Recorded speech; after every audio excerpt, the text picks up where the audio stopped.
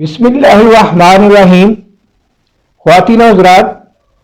آج ہم ارطغرل ڈرامے کے دو مزید پہلو ان پر روشنی ڈالیں گے۔ سب سے پہلے تو یہ کہ امریکہ یا مغربی دنیا کو اس ڈرامے سے کیا مسئلہ ہے، وہ کیوں پریشان ہے اس سے، اور دوسرا یہ کہ اس ڈرامے کے بنانے کا پس منظر کیا ہے۔ تو خواتین و حضرات، سب سے پہلے ہم بات کرتے ہیں کہ ترک صدر نے دورہ کرنا تھا امریکہ کا، تو اس وقت نیو یارک ٹائمز کے ولیم آرمسٹرانگ نے ایک آرٹیکل لکھا جس میں اس نے کہا کہ طیب اردوان اور ترکی کی نفسیات کو سمجھنے کے لیے ارطغرل ڈرامہ دیکھنا ہی کافی ہے، اور اس کے ساتھ ساتھ اس نے کئی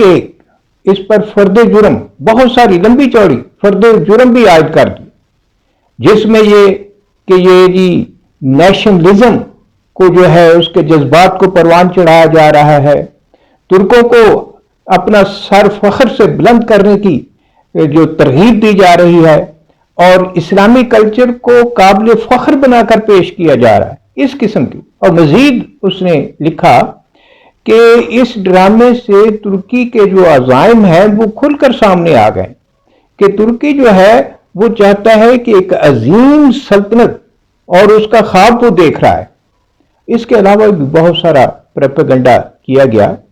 لیکن خواتین و حضرات، ترک صدر نے صرف ایک سینٹنس کہا کہ unless the lion writes its own history, he will always be the jackal in others' history۔ یعنی جب تک کہ شیر اپنی تاریخ خود مرتب نہیں کرے گا، خود نہیں لکھے گا، اپنی شاندار تاریخ خود نہیں لکھے گا، دوسروں کی تاریخ میں وہ ایک گیدڑ ہی سمجھا جائے گا۔ خواتین و حضرات، یہ سائلنٹ بم جو امریکہ نے کہا، اس کا پس منظر کیا ہے؟ دراصل ایک اصطلاح ہے سافٹ پاور، جو امریکہ کی ہی ایجاد کردہ ہے۔ جوزف نائے 1980 میں اس نے اس کو متعارف کروایا۔ اس سافٹ پاور کا مطلب یہ ہے کہ ملک کی ایک ایسی قوت جس کو استعمال کیا جائے، اور بغیر فوجی آرمی کی جو قوت ہے اس کو استعمال کرنے کے بغیر اس کو استعمال کر کے اپنے مقاصد حاصل کر لیے جائیں۔ تو اس سافٹ پاور میں خارجہ پالیسی بھی شامل ہے، میڈیا، موویز، آرٹ اور فنون وغیرہ جو ہے وہ ساری چیزیں اس میں شامل ہیں۔ اور خواتین و حضرات، بڑی طاقتیں ہمیشہ یہ اپنے نظریات اور اپنے مفادات کو دوسرے ممالک کے عوام تک پہنچانے کے لیے اس کو استعمال کرتے ہیں۔ امریکہ کی ہالی ووڈ فلم انڈسٹری جو ہے، جسے دنیا کی بڑی متھ مکینک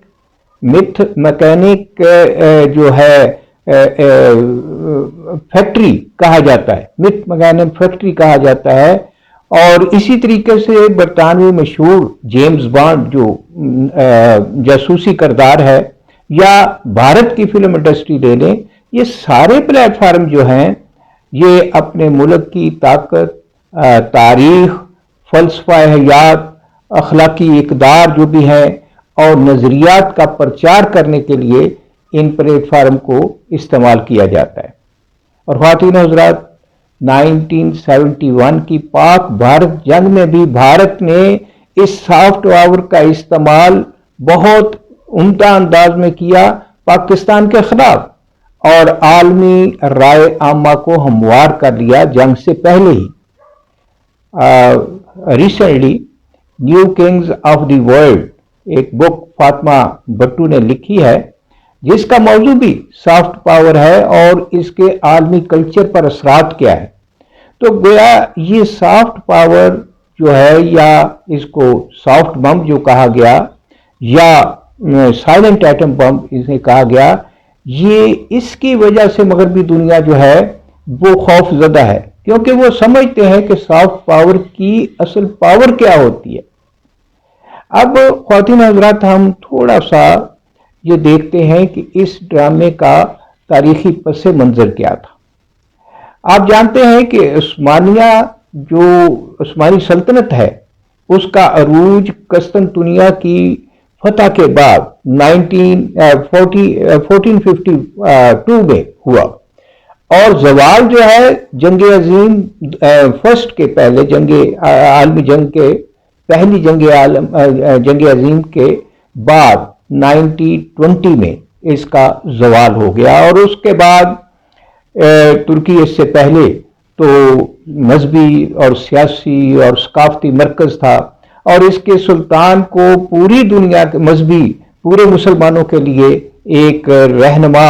اور خلیفہ کے طور پر جانا جاتا تھا۔ لیکن اس کے بعد مصطفیٰ کمال نے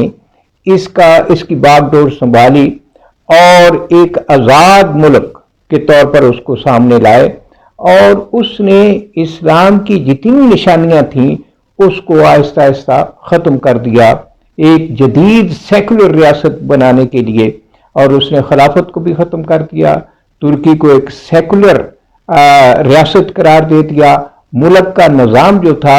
وہ یورپی طرز پر استوار کیا، پردے پر پابندی لگا دی، اور ترکی ٹوپی کی جگہ ہیٹ پہننا لازمی قرار دے دیا۔ مصطفیٰ کے بعد جتنے بھی فوجی عام آئے انہوں نے اس کی سپورٹ کی اور اس کمال ازم کو اسی طرح پروان چڑھایا، اور اسلام پسندوں کو تشدد کے تحت ان کو دبائے رکھا۔ یہ وہ دور ہے جب ترکی کو یورپ کا مرد بیمار کہا جاتا تھا۔ خواتین و حضرات، 21ویں صدی کے آغاز میں ترکی صدر رجب طیب ایردوان نے قیادت سنبھالی اور اس کی معاشی حالت کو بہت بہتر کر دیا ترکی کو، اور اس طرح اسلام پسندوں کو بھی یہاں تقویت ملی اور ان کو نئی زندگی مل گئی۔ ایردوان کی پالیسیوں کی بدولت اس کو عالم اسلام میں بھی ایک بہت بڑا رتبہ ملا، وہ مقبول ہوا۔ لیکن اس کے ساتھ ساتھ خواتین حضرات دو دھڑے واضح طور پر بن گئے۔ ایک دھڑا تو وہی سیکولر کمالسٹ، اور دوسرا جو تھا وہ اسلام پسندوں کا۔ اس لڑائی کا آغاز دراصل 2008 میں ایک ڈاکومنٹری فلم بنی تھی مصطفیٰ، جس میں مصطفیٰ کمال کی ذاتی زندگی کے اخلاقی پہلوؤں پر سوال اٹھایا گیا تھا۔ یہ فلم بھی کافی مقبول ہوئی، اور لیکن بہت سارے تنازعات کا باعث بھی بنی۔ ترکی کا جو کمالسٹ حلقہ تھا اس نے اس کے جواب میں ایک ڈرامہ بنایا سلطان سلیمان قانونی کی زندگی پر، اور ہمارے ملک میں میرا سلطان کے نام سے وہ ڈرامہ چلا، جس میں سلطنت عثمانیہ کے سب سے بڑی شخصیت اس کی ذاتی زندگی پر بہت سارے الزامات عائد کیے کہ وہ ظالم شخص تھا، عیاش شخص تھا، اقتدار کا بھوکا تھا، وغیرہ وغیرہ۔ یہ ڈرامہ اپنے مقبولیت کے اس نے تمام پچھلے ریکارڈ توڑ دیے، اور 70 ممالک میں یہ دیکھا گیا۔ ترکی کے اسلام پسند حلقوں نے اس پر احتجاج کیا، اس پر سخت مخالفت بھی کی اور اس کے مظاہرے بھی کیے۔ خود رجب طیب ایردوان نے اس ڈرامے کو تاریخ پر حملہ قرار دیا، لیکن یہ ڈرامہ بہرحال سلطنت عثمانیہ کی مقبولیت کا باعث بھی بنا۔ خواتین و حضرات، اس نظریاتی جنگ کا اگلا جو پروجیکٹ تھا اسلام پسند حلقے کی طرف سے، وہ ہے غازی ارطغرل، جسے بے حد محنت کے ساتھ اور بے مثال مہارت کے ساتھ تیار کیا گیا۔ یہ ڈرامہ 146 ممالک میں دیکھا گیا اور دیکھا جا رہا ہے، اور بڑی کامیابی کے ساتھ دیکھا جا رہا ہے۔ اس میں کہا جا رہا ہے کہ 70 کروڑ ناظرین نے یہ ڈرامہ دیکھا۔ اس ڈرامے میں اسلامی اور ترکی تاریخ کو سامنے رکھا گیا ہے۔ ماہرین کا کہنا ہے کہ یہ دراصل ترک صدر نے اسلامک فوبیا اور اسلام کے حوالے سے جو مسکنسیپشن ہے ان کو دور کرنے کی کوشش کی ہے۔ اس کے ساتھ ساتھ جو بیسک آئیڈیالوجی اس سیریز میں ہے وہ صوفی کلچر کا احیاء ہے، کہ اللہ وحدہ لا شریک کے سامنے ہی جھک جایا جائے، پوری ڈیووشن کے ساتھ حاضری دی جائے، اور دنیا اور آخرت کی کامیابی حاصل کر لی جائے۔ خواتین حضرات، جب خلافت عثمانیہ ختم کی تو اس وقت علامہ اقبال نے کہا تھا، اگر عثمانیوں پہ کوہ غم ٹوٹا تو کیا غم ہے کہ خون 100,000 انجم سے ہوتی ہے سحر پیدا، اور میں محسوس کر رہا ہوں، دنیا محسوس کر رہی ہے کہ شاید وہ سحر پیدا ہونے والی ہے۔